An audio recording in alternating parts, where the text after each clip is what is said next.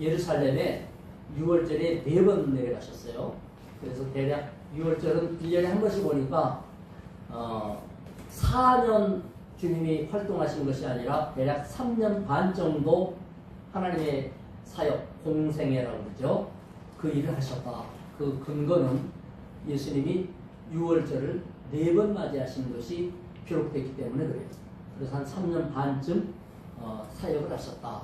마지막 4번째 6월절이 오기 직전에 이제 종려나무 가지를 흔들고 예수님을 환영했던 그런 6월절 전 주간이지요. 그러니까 6월절 전에 있었던 이 일을 우리는 보통 종려주일 이렇게 하는데, 아직 예수님이 십자가에 못 박히신 그런 6월절 절기가 다가오지는 않았지만은 교회의 절기로 볼 때 오늘 본문에 보면 이제 종려나무 가지를 흔들면서 이 개선장군이 들어올 때나 왕이 입성을 할 때, 왕이 처음 기름 부음을 받고 입성을 할 때 막 환호를 하거든요. 그럴 때 종려나무 가지를 흔들고, 왕은 겸손의 모양으로 나귀를 타고, 말 타지 않고 나귀를 타고 입성을 한 것이 이스라엘의 전통입니다. 예수님이 나귀를 타고 지금 예루살렘으로 들어가는 그런 엄청난 환호를 받는 그런 장면들에 대해서 요한복음에서는 간단하게 기록을 했어요. 다른 성경에는 좀 자세하게 나귀를 어떻게 데려왔는지 이런 것도 기록됐지만은 요한복음에는 간단하게 요약을 했어요. 이제 요한복음에서 요약한 핵심은 뭐냐면 사람들이 환호를 했다. 그리고 그 환호 뒷구석에서 예수의 해적을 하는 대제사장 무리들이 예수님을 죽일 계획을 지금 구체적으로 진행하고 있다. 그런데 제자들도 환호하는 의미도 깨닫지 못하고 죽이려고 하는 음모도 알지 못하고 예수 측근에 있는 사람들은 그냥 그 분위기에 들떠서 간다. 이런 내용을 지금 기록하고 있는 겁니다. 6월절 주간은 전 세계에 흩어져 있는 유대인들이 예루살렘으로 모여드는 기간이에요. 그래서 보통 평상시에 예루살렘 인구를 7만에서 한 10만 정도로 본다고 그래요. 그런데 6월절 때가 되면 예루살렘 인구가 그냥 10배 이상 늘어나는 거예요. 엄청난 사람들이 몰려들기 때문에 감당할 수 없을 정도로 예루살렘이 비어지고 그 예루살렘 바깥에까지 저 인근의 지역까지 사람들로 가득하게 되는 거예요. 그러면 외국에서 온 사람들은 유대에서 활동하는 예수님에 대한 소문을 듣기는 듣겠죠. 귀신이 나갔대. 또 걸어보지 못한 사람이 걸어 다니고, 장님도 눈이 열리고 귀가 열리고 그거니까 말을 하고 이런 일이 벌어졌대. 이런 소식들이 외국에도 전해지기는 하겠지만은 그 사람들이 받아들이는 예수에 대한 인상은 유대 안에서 직접 목격한 사람들하고는 좀 달리, 우리나라에 희한한 사람이 왔네. 혹시 메시아인가? 또 그런 소문도 있다는데 이런 정도의 소문일 거예요. 그런데 예수님이 마지막 예루살렘에 나귀 타고 들어갈 때 보면 외국에서 왔던 수없이 많은 이런 그 디아스포라 유대인들조차도 막 열광을 합니다. 도대체 갑자기 폭발적인 열광은 왜 발생한 것인가에 대한 것에 대해서 요한복음은 알려주고 있는 거예요. 예수님이 가끔씩 열광을 받을 때가 있죠. 이 요한복음 5장에도 보면 그 6장에 오병이의 기적이 소개되지 않습니까? 그러면 오병이의 기적에서 예수님이 물고기 2마리, 보리떡 5개로 5,000명을 배불리 먹고 12광주리가 남게 거두었는데요. 그 기적 끝에 일어나는 반응이 뭡니까? 사람들이 예수님을 억지로 잡아서 임금사무리 했다 그랬어요. 그러니까 열광한 거죠. 예수 잘 믿으면 배고픈 거 하나는 그 당시는 못 먹고 사는 때니까 먹고 사는 게 최고 아닙니까? 즉 경제 문제는 예수 믿어야 돼. 이게 이제 쫙 그 사람들에게 공통적으로 생긴 그런 기대감 아니겠어요? 그래서 예수 믿으면 가난하지 않아. 이제 예수 믿으면 잘 먹고 잘 살 수 있잖아. 예수 믿으면 우리가 먹고 사는 걱정은 끝이야. 경제 대통령, 경제의 왕. 이게 이제 사람들이 기대했던 내용이에요. 예수님이 빠져나갔죠. 기도하러 빠져나가고, 그 다음에 제자들이 거기에 도취해 있으니까 뒤늦게 따라가는 제자들에게 풍랑이 일어나서 그 도취한 걸 탁 떨어내게, 그냥 이 자기들 죽게 생겼으니까 그냥 떨어내기 위해서 풍랑에서 죽게 생긴 이런 걸 통하여 예수님에게 다시 눈을 돌리게 하는 이런 일들이 이제 다 복음서에 쭉 기록되어 있는데요. 여러분, 예수님을 임삼으려고 했던 이 일은 저 윗지방 갈릴리 바다 윗지방에서 일어났던 이 디베랴 광야 쪽에서 있던 일이란 말이에요. 그러니까 이것이 예루살렘까지 쫙 퍼져나가기가 어려워요. 왜냐하면 갈릴리는 위쪽이고 사마리아가 가운데고 남쪽 유다가 아래쪽이란 말이에요. 그러면 예수님이 주로 활동하셨던 곳은 3년 내내 북쪽의 갈릴리 유역이고 가버나움을 중심으로 한 갈릴리 지역의 제일 큰 동네가 큰 도시가 가버나움인데 이 지역을 중심으로서 예수님이 사역을 했어요. 그리고 6월절 때 한 번씩 내려가신 거예요. 한 번 내려가는데 3일 길을 걸어가야 돼요. 걸어가는 가운데가 사마리아가 있어요. 사마리아 동네는 유대인들은 거쳐가지 않죠. 왜요? 아주 상것들, 변절자들, 그 다음에 혼혈인 인간들, 하나님하고 우상이 뒤섞이는 지역. 이래서 유대인들은 사마리아 동네는 거쳐가지 않으니까 알고 보면 이게 남북 분단된 것처럼 사마리아를 가운데 놓고 위쪽 갈릴리하고 아래쪽 유다는요 거의 소통이 안 돼요. 뭐 말인지 이해가 되셨죠? 그렇기 때문에 위에서 오병이어의 기적이 일어나도 이게 아래쪽 예루살렘 쪽으로 전달되는 것은 상당히 그 소통이 어려운 상황이었어요. 그리고 이제 예수님이 아래쪽에 내려가서 오래 머물지 않았죠. 잠깐 머물고 올라가셨단 말이에요. 왜냐하면 대제사장들이 예수를 그냥 반대했고 늘 죽이려고 하니까 아래쪽에 내려왔다가도 금방 위쪽으로 다시 올라가시곤 했어요. 그런데 마지막 내려왔을 때에는 어떤 일이 벌어졌습니까? 지금 예루살렘에는 대제사장들 종교 중심지 아닙니까? 정치 중심지 왕은 유대 왕은 예루살렘에 있었지만은 유대를 다스리는 건 왕의 통치보다는 로마가 다스리는 총독부 관할이란 말이에요. 총독부는 저 바닷가에 북쪽에 바닷가에 가이사라에 총독부가 있고 로마 총독은 가이사라에 있어요. 그러니까 예수님이 신문 받을 때에도 예루살렘에서 접했지만은 총독에게가 신문을 받게 된 거 아닙니까? 그래서 예수님이 왔다 갔다 한 거예요. 심판받으려고 왔다 갔다. 그 전에 지금 예수님이 마지막 6월절 때 예루살렘 가까운 데에 있는 어디입니까? 나사로가 있는 베다니에서 어떤 일이 벌어졌어요? 나사로가 있는 베다니에서 일어났던 일은 나사로가 죽은 거 아닙니까? 예수님에게 빨리 와주세요. 빨리 오셔서 고쳐주세요. 죽기 전에 말을 했는데 예수님이 이틀을 머물러서 늦게 내려가시는 바람에 나사로가 죽은 지 나흘 됐어요. 가는 걸음이 사흘길이라 그랬죠. 그러니까 이틀을 머무르니까 예수님이 출발하시기 하루 전에 나사로가 죽어버린 거예요. 그런데 죽은 지 하루 뒤에 예수님은 요청받은 지 이틀이 지나서 예루살렘으로 내려갔단 말이에요. 그 나사로 집에 가보니까 죽었잖아요. 그래서 죽은 지 나흘이 되어서 벌써 장사 지냈고 유대는 매장하는 게 아니고 동굴에다가 집어넣어서 불로 막지요. 그래서 불에다 집어넣어놨는데 이미 벌써 냄새가 난다 이거예요. 그런데 주님이 뭐라 그래요? 아, 자니까 깨우러 가자. 사람들이 막 비웃었죠. 아니, 죽는 거하고 자는 거하고도 구분이 안 되나? 이미 시체 냄새가 난다고 말을 했는데 아니, 예수는 도대체 어떻게 된 거야? 이 판단 흐린 거 아니야? 웅성웅성 하면서 사람이 더 많이 따라가게 된 거 아닙니까? 나사로에 나오라니까 배를 칭칭 동에 메고 무덤 굴을 열어주니까 나사로가 나왔잖아요. 사람들이 얼마나, 여러분 생각해보세요. 누군가가 무덤을 파놓고서 일어나 나와라 하는데 시체가 둥둥 둘러매고서 일어나 나오면 아마 도망가는 사람도 많이 있을 거래요. 이런 일들이 벌어지니까 사람들이 얼마나 놀랐습니까? 어떤 사람은 죽은 나사로 살아나는 걸 보고 놀래고 어떤 사람은 예수의 능력에 놀래고 어떤 사람은 주님이 약속하신 구세주가 아닌가 싶어서 놀래고 이 소문은 금방 퍼져나갈 수밖에 없었죠. 이래서 나사로 때문에 예수 소문이 외국에서 온 사람들한테 쫙 퍼지게 된 거고 이 나사로 때문에 예수가 이 6월절 축제 아닙니까? 축제.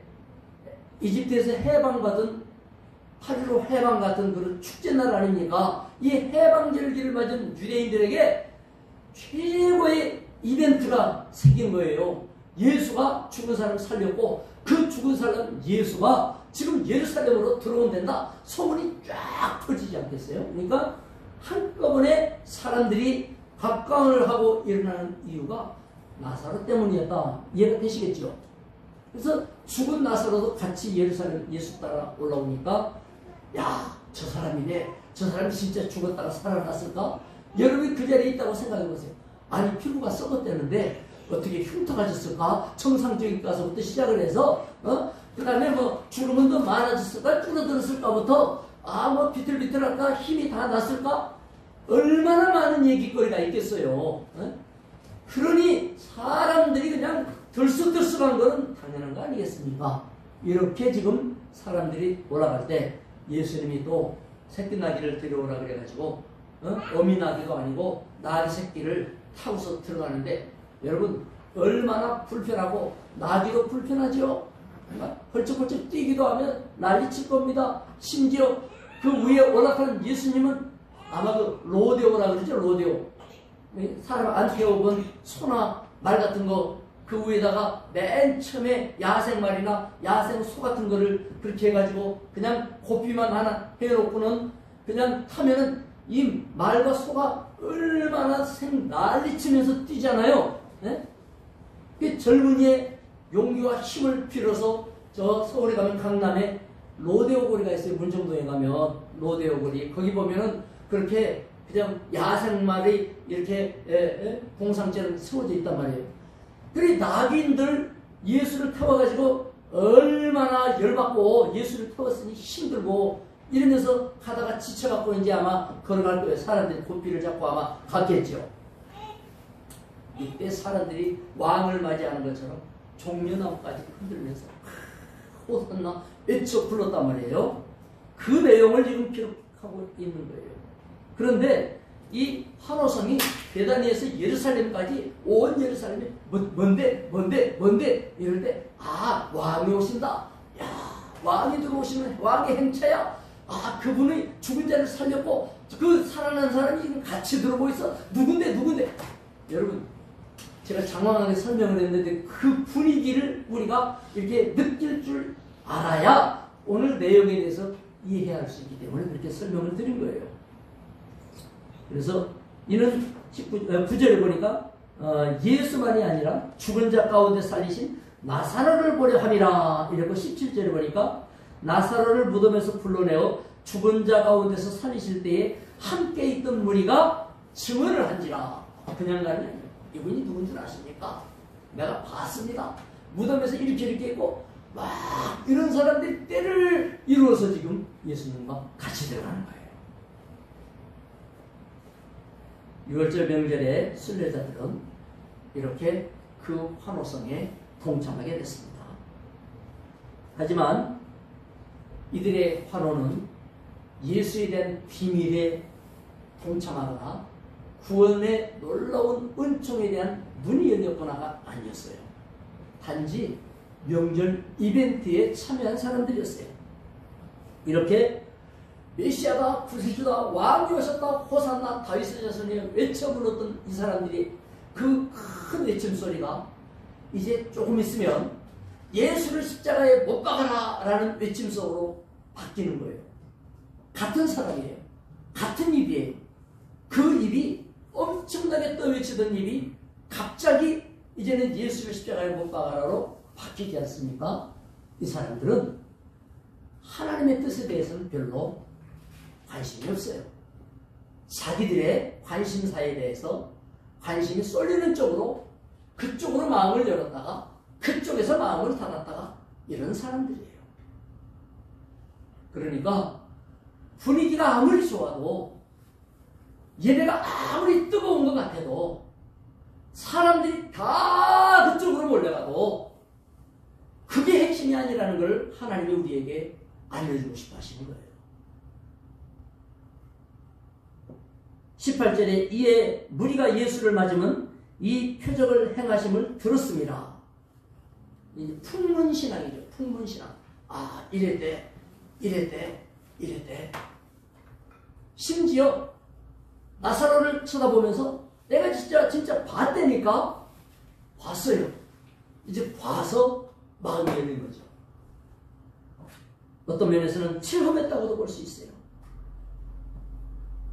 이것은 저 공주에 가면요, 백제 문화재라는 게 있어요.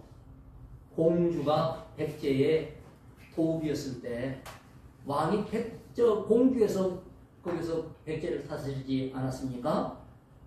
근데 지금도 이제 그 공산성 행사에 때 가면은 뭐가 있냐면 백제의 왕이 나타나요. 그리고 그 뒤에 백제의 신하들이 나타나고 왕이 말 타고 가고 신하들이 따라가는데 또 시녀들도 따라갑니다. 그 행차가 볼만해요. 이해하시죠? 그리고 이제 심지어는 그 왕이 나타나면 구경으로 온 사람들이 와 환호도 지르고 박수도 치고 심지어 어떤 사람은 거기다가 인사도 하고 이런 사람도 있어요. 이제 대학생들이거나 백제 문화에 관심 있는 사람들이 일당받거나 자원해가지고 이렇게 그런 행사에 나타나는 거예요.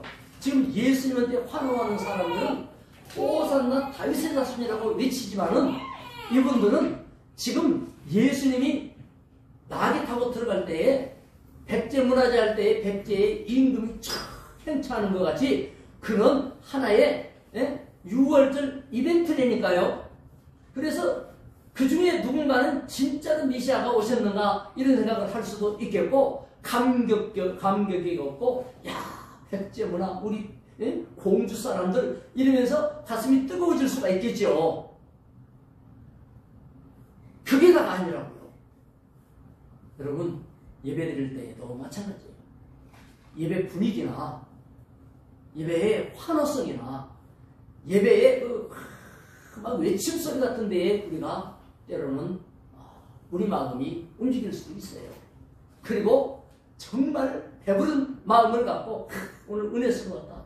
오늘 오기 잘했다. 금년 6월절은 최고였다. 내가 10년 이상 6월절 매번 나는 왔다가 가는 걸로 자랑이었는데 금년 6월절은 다르다.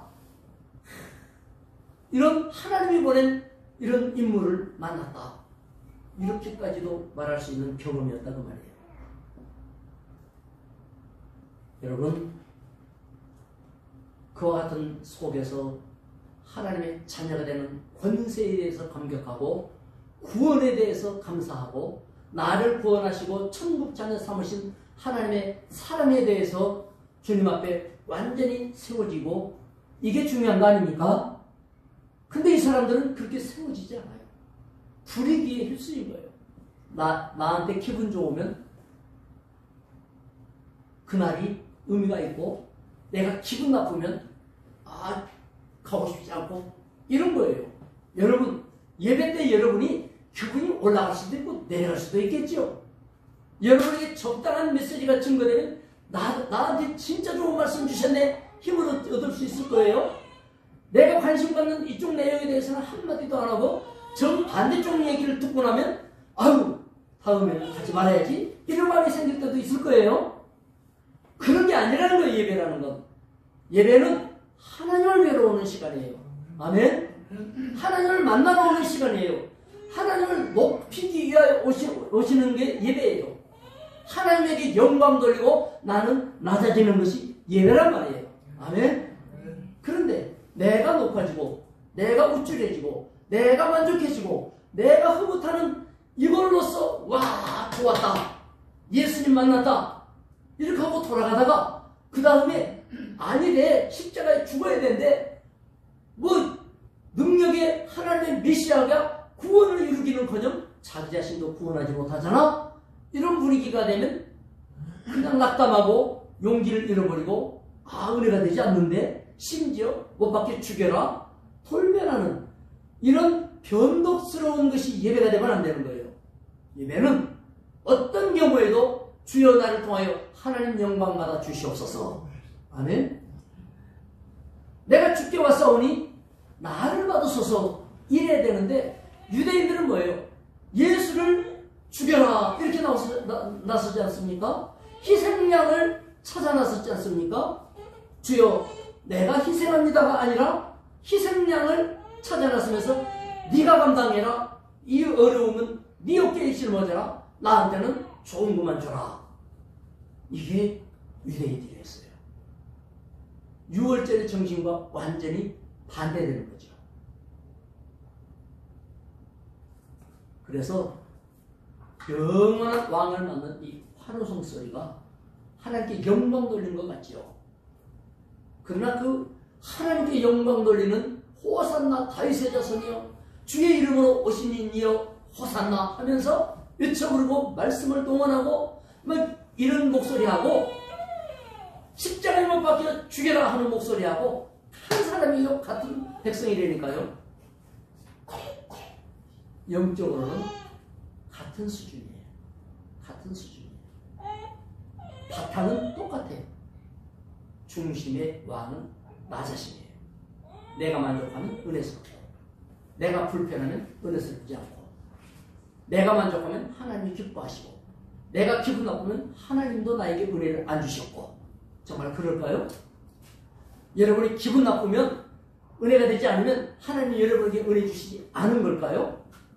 여러분에게 와 닿는 그런 내용이 별로 없는 것 같으면 그 예배는 하나님이 여러분을 위하여 베풀어 주는 예배가 아닐까요?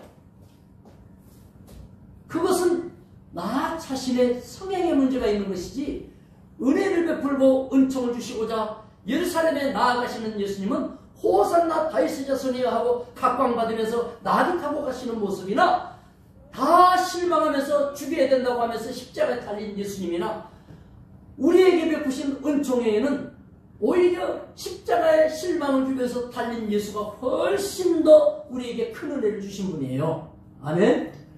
내가 시험당하고 고통당하고 눈물과 아픔 속에 있을 그때에는 하나님이 나를 외면하신 게 아니라는 말씀이에요. 오히려 그때에 내 곁에서 나를 측은하게 보시는 그 주님의 사랑이 호산나 외쳐 부르는 그때의 주님의 사랑보다 훨씬 절실하고 개인적이고 간절하며 참으로 근본적인 사랑이라는 사실을 믿을 수 있기를 바랍니다. 주님의 사랑은 이렇게 우리에게 오셨지만 백성들은 환호하다가 이제 환호의 주인공을 만들었어요. 그리고는 어떻게 해요? 십자가에 못 박혀 죽어야 될 죄인으로 좌표를 찍지요. 그리고 거기에다가 이제 참그 못 박혀 죽이려고 강도는 살려주고 그 다음에 예수를 그 자리에 대신 못 박아라 희생양을 삼았지 않습니까? 요게 오늘날에도 똑같아요. 사람들이 스타가 나타나면 막 각광을 하죠. 축구를 잘한다 그러면 그 사람이 연봉을 몇백억을 받았대. 최고야. 박수 치는 거죠. 우리나라 BTS가 온 세계에 우리나라를 알렸고 이러면서 그들이 돈을 몇 조를 이렇게 무슨 3조의 효과가 있대나 3조의 돈이 움직인대요. BTS가 움직이면 박수 치죠. 사람들은 나 대신 이루어질 어떤 영웅과 어떤 멋진 사람을 요구한 것처럼 나 대신 욕먹어줄 다른 사람을 요구하는 거예요. 그 사람이 잘 보이는 데에 있으면 그 사람이 좌표가 찍히는 거예요. 그래서 정치적으로 성향이 안 맞으면 누군가를 좌표 찍어서 막 공격을 해야 만족하는 거예요. 교회에서 제일 쉬운 게 목사 사모예요. 왜냐하면 잘 보이니까. 그래서 좌표를 찍으면요. 아무개 목사 이렇다 이러면요. 심지어 성도가 아무개 목사 하면서 막 욕을 하는 거 쉽게 생각하고요. 좌표를 찍는데 교회 앞에서 열심히 봉사하는 사람이 눈에 잘 띄잖아요. 박수도 잘 받아요. 그 대신 욕도 잘 먹어요. 왜냐? 좌표가 찍기 때문에 그래요. 근데 그게 본질이 아니라니까요. 그 너머에 있는 하나님의 놀라운 뜻과 계획을 이루는데 눈이 열려야 그 사람이 진짜 신자예요. 할렐루야. 그래서 우리도 이렇게 생각을 해야 돼요. 이 사람들은 십자가 지시려는 예수님은 안중에도 없죠. 그리고 예수는 얕잡아 보여서 뭐 십자가에 죽여도 될 정도의 인물에 불과한 거예요. 자, 여러분이 예수가 지신 십자가를 같이 지고 싶은 것이 신자의 본성이에요. 나도 주의 십자가 집니다. 누구나 있죠. 예수님 십자가 지든지 말든지 나만 행복하고 내 문제만 해결하고 나만 좋으면 돼. 이런 신앙인지를 살펴봐야 돼요.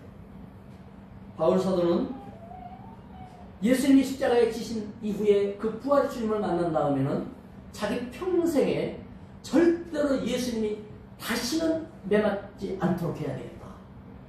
다시는 예수님이 굶주리고 목마르고 내가 목마르다 하셨잖아요. 매맞고 지쳐 쓰러지지 않게 해야 되겠다. 바울 사도는 일생 동안 다시는 예수님이 그렇게 힘들지 않게 하려고 애를 썼어요. 다시는 못 박히지 않게 하려고 애를 썼어요. 다시는 매맞지 않고 굶주리지 않게 하려고 애를 썼어요. 어떻게 해요? 어떻게 애를 썼습니까? 바로 예수 그리스도의 몸을 내가 집행시켜주고 몸을 내가 힘을 북돋고 그렇게 하는 데에 내 자신이 매를 맞고 힘든 일이 있다 할지라도 주님의 몸이 또다시 그런 일이 있으면 안 돼. 이게 바울 사도의 평생의 정신이었습니다. 주의 몸이 뭡니까? 예수의 몸이 뭐예요?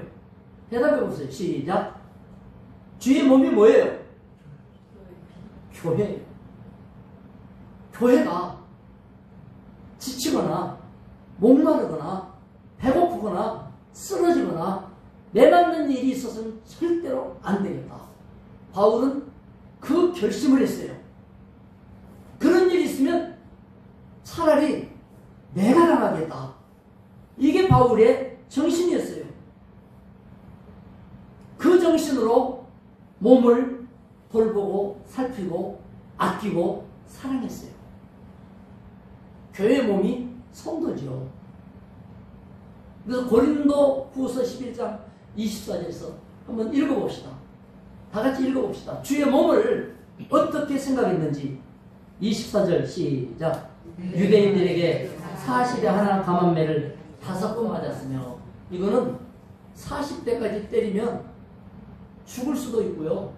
그 다음에 41대를 때릴 오류도 있을까 걱정이 되고, 그래서 39개를 때리면 40개를 때렸다고 쳐주는 매지요. 그 매가 어떤 매라고요? 이 매는 이 4가닥 5가닥 가죽 채찍에 이 쇠가 박혀 있는데, 이걸 물에다가 담궈가지고 내리쳐서 잡아당기면 몸이 채찍이 지나가는 곳마다 이 살점과 피부가 리본처럼 맞아서 따라 올라 나온다고 그랬어요. 이 매를 맞고 살 사람이 없어요. 그거를 35대에 팍 치고 잡아당기고 치고 잡아당기고 만신창에 대해서 살 수 없어요. 그거를 5번 맞았어요. 5번. 그 다음 거죠. 시작. 3번 화장으로 맞고, 1번 돌로 맞고, 3번 파손하고, 일주야를 깊은 바다에 지냈으며. 회장은 우리 곤장 같은 거예요. 곤장 같은 거. 큰 매로 치니까 그 매도 맞고 못 살아요. 심지어 돌에 맞은 건 돌에 하나 맞은 게 아니에요. 요즘 뭐 정치인 한 명에게 어떤 학생이 뭐 17번이나 머리를 돌로 찍어떼고 난리가 났는데, 바울이 돌로 맞는 건 투석 사형 집행이에요. 신성모독자에게 유대인들은 부정한 자, 신성모독자 이들에게 돌로 쳐서 죽을 때까지 해서 돌무덤을 만들잖아요. 바울은 그 돌을 맞고 죽은 줄 알고 시신이 버려졌잖아요. 그런데 살아난 그걸 말하는 거예요. 그리고 3번 파손하고 일주야 깊은 바다에서 지내고. 26절 시작. 여러 번 여행을 하면서 강의 이용과 강도의 이용과 동족의 이용과 이방인의 이용과 신의 이용과 광야의 이용과 바다의 이용과 거짓 형제 중에 위험을 당하고 27절 또 수고하며 애쓰고 여러 번 자지 못하고 줄이며 목마르고 여러 번 굶고 춥고 헐벗었노라 그랬어요. 뭐 때문에요? 주님의 몸을 위하여 교회들을 세워나가면서 교회들이 아프지 않게 하려고. 그런데 그것이 지금은 지나갔어요. 지나갔으니까 아픔은 끝났다 그랬습니까? 마지막 절 읽어봅시다. 시작. 이외의 일은 고사하고 아직도 날마다 내 속에 눌리는 일이 있으니 곧 모든 교회를 위하여 염려하는 것이다. 지금은 내 신체적인 그 고통은 끝났어요.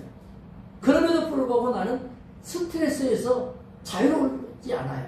언제나 신경 쓰느라고 마음 편치 않아요. 뭐 때문에? 교회들 때문에. 우리는 교회 하나 때문이지만 바울사도는 많은 교회를 세워놓고 그 많은 교회를 늘 마음 쓰면서 때로는 안부를 묻고 사람을 보내고 때로는 그 문제에 대해서 답을 적어서 보내고 이게 신학성경 아닙니까? 고린도 교회에 보낸 10가지 문제에 대한 해답, 이게 고린도전서, 고린도후서. 갈라디아 교회에 보낸 율법과의 어떻게 복음과의 관계를 바로할 것인가가 써보낸 게 갈라디아서. 주님의 재림과 부활에 대해서 우리는 어떤 정신으로 신앙생활을 해야 하는가 헷갈리지 않도록 정리해 준 것이 데살로니가 전서 후서. 그리고 성도들과 직분자들과 목회를 어떻게 하는 것이 올바른 것인가에 대해서 쓰는 것이 디모데전서 후서 에베소서. 여러분 무슨 얘기를 하는 것입니까? 그 혼잡한 외침 속에 예수님을 고려하는 외침은 아무도 없어요. 아무도 없어요.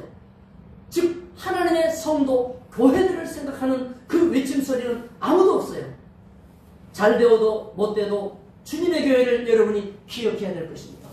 주의 몸을 생각해야 될 것입니다. 사람들은 잘 될 소원을 갖고 기도하죠. 그리고 그 잘 되는 것이 주의 몸을 세우는 데 어떤 기여를 할 것인가에 대한 계획이 없는 사람이 의외로 많아요. 내가 힘들 때 이 힘든 일이 주의 교회를 얼마나 힘들게 할 것인가에 대해서 생각하는 사람이 적어요. 여러분이 힘들면 교회가 힘든 거예요. 여러분이 아프면 교회가 아픈 거예요. 여러분이 고달프고 방황할 때 교회는 한쪽이 떨어져 나가는 거예요. 주의 몸이 손상을 입는 거예요. 주의 몸이 손상을 입을 때 그 상처를 빨리 싸매기 위해서 서로 마음 쏟고 신경 쓰고 이러면서 빨리 상처를 아물게 하려고 얼마나 애들을 씁니까? 여러분이 봉사하는 것은 주의 몸을 섬기는 거예요. 아멘? 여러분의 작은 손길 하나는 예수 그리스도의 몸을 돌봐드리는 일이라고요. 믿습니까? 성도가 성도를 살피는 것은 서로를 살피는 것에 그치는 것이 아니라 주의 몸을 보살피는 일이 된다고 말이에요. 바울은 그 일에 있었지만 호산나 외치는 사람들, 이 사람들은 주의 몸에 대해서 관심 없어요. 조금 있으면 예수의 몸을 내치면서 십자가로 못 박아서 창으로 찔러서 그렇게 죽게 하는 데에 온 힘을 쏟는 그런 외침에서 호산나도 외치는 거예요. 여러분, 샘이 한 구멍에서 쓴물과 단물을 내듯이 우리가 한 입으로 감사합니다 했다가 원망했다가 집사님 고맙습니다 했다가 저 집사가 뭐처래 했다가 목사님 때문에 은혜 받았습니다 했다가 우리 목사님 왜 그런지 몰라 했다가 이게 우리의 모습이 호산나 외치는 모습하고 뭐가 달라요? 뭐가 달라요? 막 최고라고 종로나무 흔들다가 십자가 못 박이 죽이라 하는 거하고 우리가 은혜 받았습니다 했다가 목사님 똑바로 했으면 좋겠어 했다가 집사님 장로님 좋아요 했다가 보면은 자격이 없어 이랬다가 뭐가 달라요? 뭐가 달라요? 진짜 이 말씀을 보면서 부끄럽죠. 창피하죠. 할렐루야 하면 나에게 어떤 일이 닥쳐도 하나님의 찬양의 목소리가 끊어지지 않아야 되고 바울처럼 감방에 갇힌다 할지라도 찬미하며 기도하며 기적이 일어나는 것이 정상적인 신앙 아니겠습니까? 그런데 우리는 너무 십자가를 놓고 자기 중심이고 내 편한 대로 십자가도 필요하면 끌어당겼다가 필요하면 내 집어 던졌다가 이러는 거 아닙니까? 여기에서 주님이 보여주는 한 가지 핵심이 있어요. 그 많은 사람들을 기록한 가운데 한 가지 핵심은 주님이 나귀 새끼를 탔는데 나귀가 뛰고 있다는 기록이 없어요. 예수 태우고서 펄쩍펄쩍 뛰었다는 기록이 없어요. 제자들은 16절에 이렇게 말하고 있어요. 처음에 나귀 타신 예수님에 대해서는 알지 못했는데 영광 받으신 이후에, 즉 십자가에 죽으시고 부활한 다음에서야 그때 새끼 새끼를 타신 이유가 스가랴서 9장 9절의 예언의 말씀이 성취되는 현장에 있었구나. 아무도 말씀 성취의 현장인 것을 보지 못해요. 제자들이 나중에서야 하나님의 말씀은 이루어진다. 여러분, 스가랴서 9장 9절에 뭐라고 얘기했어요? 시온에 따라 크게 기뻐할지어다. 예루살렘에 따라 즐거이 부를지어다. 보라, 내 왕이 내게 임하시나니 그는 공의로우시며 구원을 베푸시며 겸손하여 나귀를 타시나니 나귀의 작은 것 곧 새끼 나귀니라. 주님이 구약에서 그렇게 메시아가 왕으로 오실 때에는 나귀 새끼를 타고 갈 것이니 진짜 왕을 발견하고 왕께 경배하라 라고 하는 내용에 대해서 이 사람들은 몰랐다는 거예요. 그러니까 환호는 했는데 메시아 구세주인 것으로 받아들이지는 않고 6월절 이벤트 했다니까요. 행사 잘한 거예요. 여러분, 우리가 행사할 때 그 행사에 쉴 때가 많죠. 바쁘고 힘들고 그 일 처리한다. 그러나 그걸 통하여 주님이 원하시는, 주님이 기뻐하시는 그 마무리까지도 잘 해나가는 것이 우리가 해야 될 일 아니겠어요? 영광 받으시는 주님의 방식은 그 환호하는 백성들로부터 영광 받는 게 아니고 이 힘없는 나귀로부터 영광 받으신 거예요. 나귀가 자기 등을 내어 줌으로써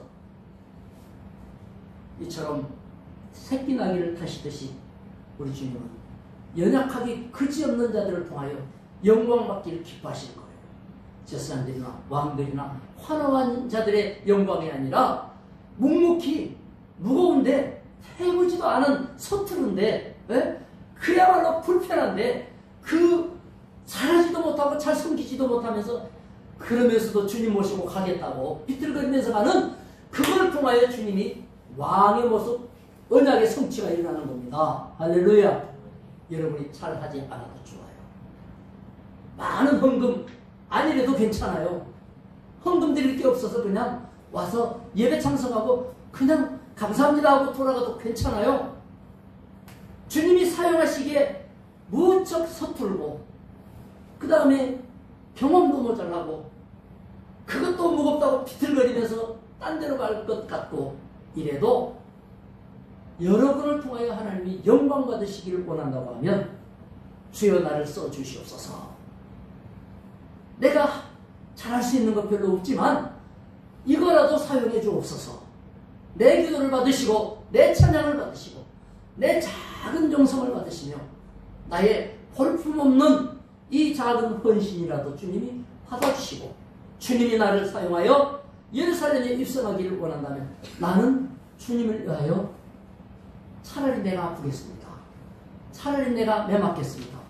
차라리 내가 태장에 맞고 40에 가만 매를 내가 맞겠으니 주님은 더 이상은 맞지 마옵소서.